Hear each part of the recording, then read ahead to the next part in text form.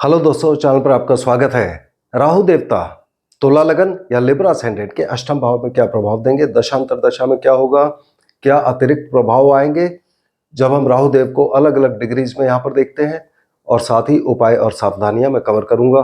तो बेसिक्स, तुला लगन की कुंडली में नंबर 7 यहाँ लिखा होता है, शुक्रदेव इसके मालिक होते हैं।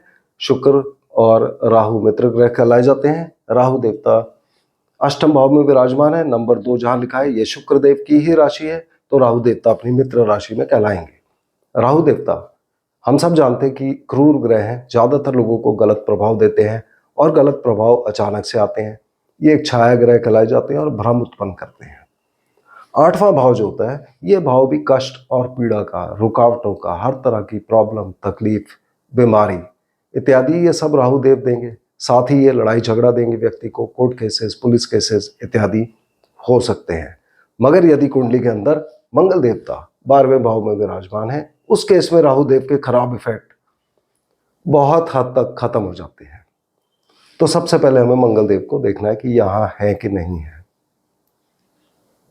दूसरी चीज, 8वां भाव अपने आप में, हमारे हाथ में जो एक मोटा पैसा आता है, लमसम पैसा आता है, उसका होता है, जैसे कि इनहेरिटेड मनी, पैतृक धन, इंश्योरेंस का पैसा इत्यादि। और जब राहु यहाँ बैठे हैं तो बिल्कुल सामने केतु देव धन भाव में बैठे होंगे, हमारी कमाई के भाव में। तो राहु यहाँ पर बैठकर पैसे के बारे में अचानक से उतार चढ़ाव देते हैं। व्यक्ति के पास कभी बहुत धन लाभ होगा और कभी बहुत बड़ा नुकसान हो सकता है। किस्मत में उतार चढ़ाव यहाँ पर देते रहते हैं। और यहाँ हमको याद रखना है कि राहु देवता अपने आप में धोखे के कारक होते हैं। तो व्यक्ति जो भी बेईमानी से पैसा कमाएगा, उस केस में राहु देव 8वें भाव में बैठ के कहा जाता है कि व्यक्ति का धन 8 गुना कम कर देंगे। तो जब भी राहु यहाँ हो, व्यक्ति को कभी भी बेईमानी नहीं करनी चाहिए। इसका जो उपाय दिया गया है वो ये है कि हमें बहती नदी में धातु सिक्का जिसको बोलते हैं, या इंग्लिश में जिसको लेड बोलते हैं, उसके 8 टुकड़े बहा देने चाहिए। जब हम राहु देव की दशांतर दशा में देखते हैं कि इनके क्या प्रभाव आएंगे, तो पहला इनका प्रभाव आएगा अष्टम भाव का। दूसरा प्रभाव इनका आएगा, चूंकि ये छाया ग्रह हैं तो किसी और ग्रह का प्रभाव देंगे। और तीसरा प्रभाव जो आता है इनका, कि ये अलग अलग डिग्रीज में जो बैठे होंगे तो उसके अतिरिक्त प्रभाव आएंगे। तो इस वजह से जब भी राहु देव की दशांतर दशा चलती है तो यह काफ़ी सारी चीज़ें व्यक्ति के साथ होने लगती है, एक्टिविटी बहुत ज़्यादा बढ़ जाती है। तो इन तीनों चीज़ों को कैसे देखना है वो हम देखते हैं। पहली चीज़, राहु देव का अष्टम भाव का प्रभाव। अष्टम भाव कष्ट और पीड़ा का होता है।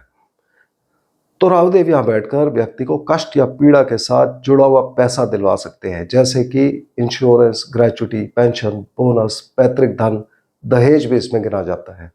और व्यक्ति को कष्ट या पीड़ा के साथ जुड़े हुए कार्यों से जोड़ सकते हैं, जैसे कि सर्जरी के कार्य, इंश्योरेंस के कार्य, security forces, army, navy, air force, police, BSF इत्यादि से जुड़े हुए कार्य।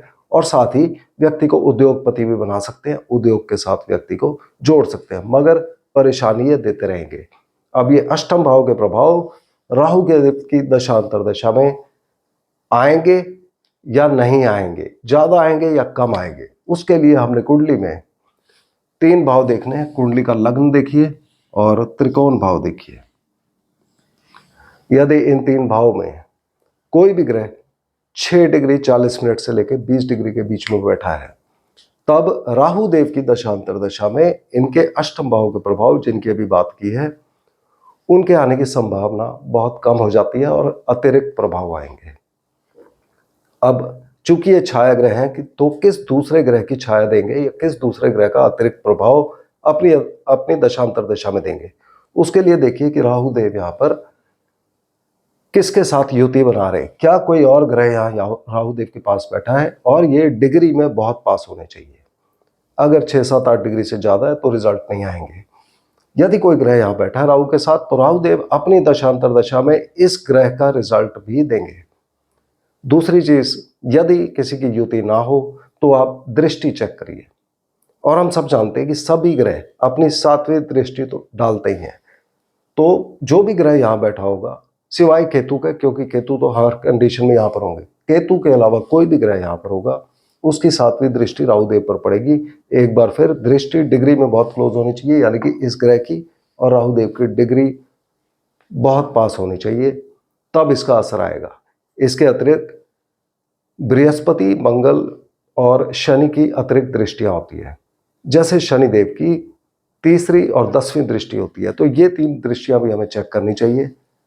जैसे शनिदेव अगर यहाँ बैठे होंगे तो यहाँ से पहली, दूसरी और तीसरी दृष्टि राहु के ऊपर डालेंगे।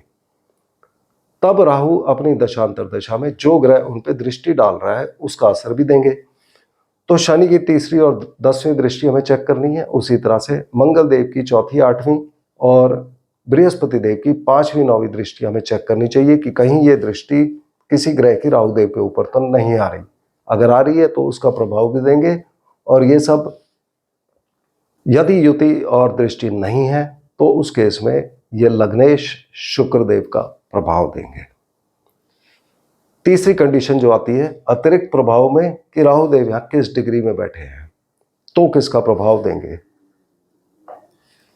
एक बार फिर जब भी हमें ये चेक करें, हमें ये 3 भाव हमेशा चेक करने चाहिए। ये डिसाइड करेंगे कि खराब प्रभाव आ रहे हैं या नहीं आ रहे। तो अच्छे और बुरे दोनों तरह के प्रभाव आ सकते हैं। यदि राहुदेव यहाँ पर 0 से 10 डिग्री के बीच में बैठे हैं तब हमें सूर्यदेव की कंडीशन कुंडली में चेक करनी है। जहां सूर्यदेव होंगे वहां के रिजल्ट आएंगे। साथ ही 11वां भाव चेक करिए। अगर ये भाव खाली है, यहाँ कोई और ग्रह नहीं है सूर्यदेव के अलावा, उस केस में व्यक्ति को इस पीरियड में लाभ होगा, इच्छा पूर्ति होगी, व्यक्ति वेलफेयर के काम करेगा, चैरिटेबल ऑर्गेनाइजेशन से जुड़ेगा, नए दोस्त इत्यादि व्यक्ति के बनेंगे। ओवरऑल यहाँ पर रिजल्ट ज़्यादा अच्छे हो जाते हैं। यहाँ पर अतिरिक्त उपाय में हम सूर्यदेव की पूजा करते हैं। सूर्यदेव को जल चढ़ाना, गायत्री मंत्र का पाठ और नमक खाना कम कर देना। यदि राहुदेव अष्टम भाव में 10 डिग्री से लेकर 23 डिग्री 20 मिनट के बीच में बैठे हैं तब हमें चंद्रमा देव की प्लेसमेंट चेक करनी है। यदि कंडीशन अच्छी है तो व्यक्ति के व्यवसाय में उन्नति, प्रमोशन इत्यादि की यहाँ पर रिजल्ट्स आएंगे और व्यक्ति को पब्लिक में मान सम्मान, प्रतिष्ठा मिलेगी या नहीं मिलेगी उसके रिजल्ट्स आएंगे। अच्छे या बुरे एक बार फिर राहु इन 3 भावों को देखकर और चंद्रमा की प्लेसमेंट पे डिपेंड करेगा। एडिशनल उपाय में हम शिव जी की पूजा करते हैं या माता की सेवा करें। माता तुल्य स्त्रियाँ, बूढ़ी स्त्रियाँ, इनकी सेवा और सम्मान करना चाहिए। राहु देवता यदि यहाँ पर 23 डिग्री 20 मिनट से लेके 30 डिग्री के बीच में बैठे हैं तब हमें कुंडली में मंगल देव की प्लेसमेंट चेक करनी है। जहां मंगल देव होंगे उनके रिजल्ट होंगे।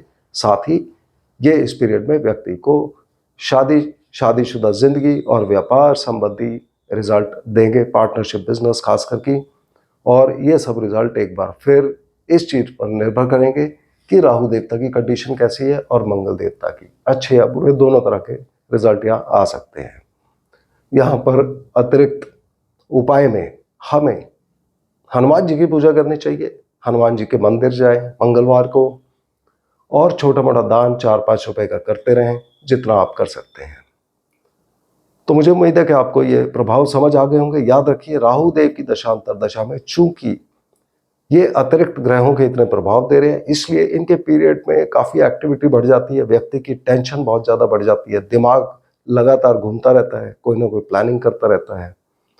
और यदि खराब प्रभाव आ रहे हैं तो उसकी एक इंडिकेशन आ सकती है कि व्यक्ति के घर में कहीं ना कहीं सीलन हो सकती है। तो इस चीज़ पर हमें नज़र रखनी चाहिए। यदि सीलन हो रही है उसको तुरंत ठीक करा लें। तो मुझे उम्मीद है कि आपको आज का वीडियो पसंद आया होगा। अगले वीडियो में हम फिर मिलते हैं, तब तक के लिए धन्यवाद।